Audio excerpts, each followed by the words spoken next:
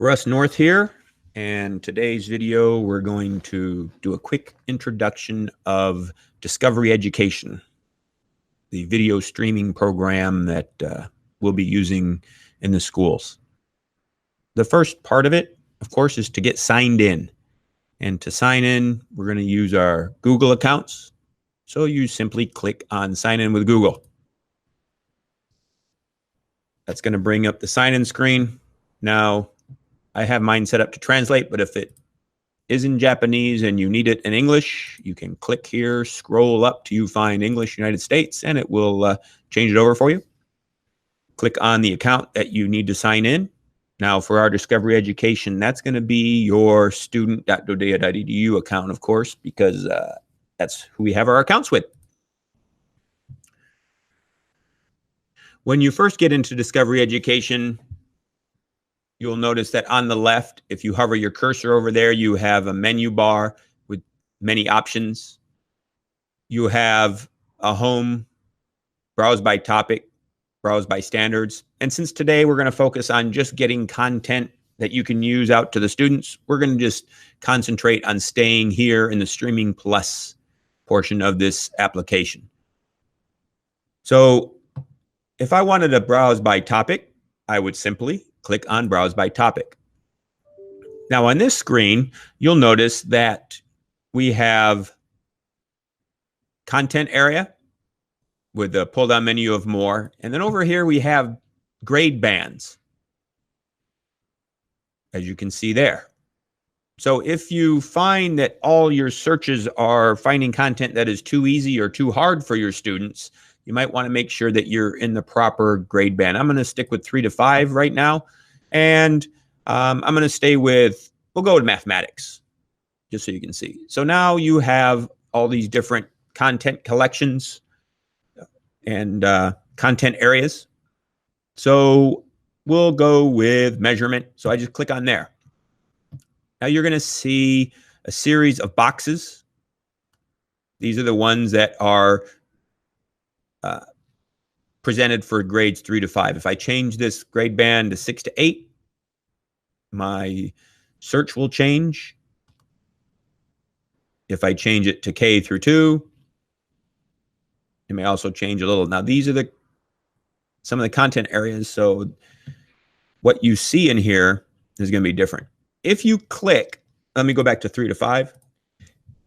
If you click on the View Content Collection, that's going to give you a lot of information that you as a teacher can use with lesson starters, all these different resources. So we'll go into that in a different video. Today, I just want to show you how you can get video content or multimedia content out to your students. I'm going to go back to this screen. This is our browse by topic. I went into mathematics. I'm in grades 3 to 5. If I click on all resources, it's going to bring up other boxes, and you'll see gives me wide selection of items. Some of them say in the corner full video, some say video segment. Some, let's see if I can find some, says content collection, and there's some that say games. I don't see any in this one particular example. You can still change the grade band from the search results. So these are just for K2. If I continue to click, you'll notice they all highlight blue. So if I want to remove some, I have to click them again. So I get just the ones that are pertain to what I'm looking for. Now you notice that some of the videos never went away from including them. That's because the grade band, which is listed down here, covers multiple. For instance, this one covers grades 3 to 5 and 6 to 8. You can also filter it down to just interactives. What interactives are available there? Audio programs, none for that particular one. Boards, which we'll get into later. But one thing I would like to point out that a lot of these videos look like they're rather old. Probably content that I may have even used in my school days. To eliminate or narrow down our search, you have a filter button over here. And when you click on that, it's going to open up this menu bar. And if you scroll all the way down, it talks, or it has a selection for the copyright date. So if we only want the latest and greatest, we can click on 2014 and we see it narrows our search down to just one for this particular area. So let's see what we have available for 2008, 2013.